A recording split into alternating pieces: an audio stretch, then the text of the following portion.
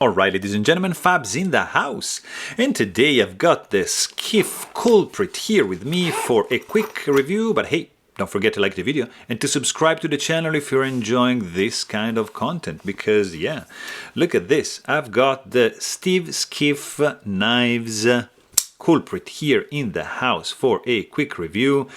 This is a beauty of a knife, guys, really cool. It's pretty rare to find. It's mid-tech slash custom. It's that gray area of a knife. It's gonna be around $1,000. Made in the US. It's a titanium frame lock, beautifully milled out. Look at this herringbone pattern going on. Damascus pivot collars and over travel stop bar, Damascus pocket clip, beautifully 3D milled. Also you have Damascus standoffs, titanium blue anodized hardware.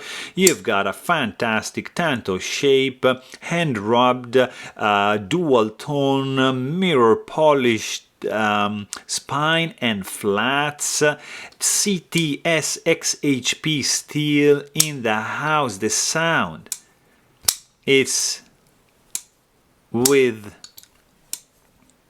authority. It's really good.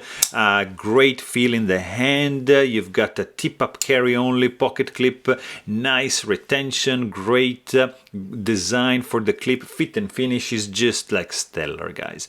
Nothing it's out of place. There's no play, no wiggling, no bevels, nothing sharp, all rounded off. Absolutely fantastic. No hot spots. Feels good in the hand. The stock is great. Super slicer, hollow grind, hand rub satin, finger choil, which is absolutely gorgeously pleasant to use. Super smooth, nicely chamfered here. Strong detent, great speed. I mean, guys, what do you want more? Maybe check out my full-length review. So there you have it. Hope you guys enjoyed this video. Please don't forget to subscribe. And thanks for watching. Stay tuned.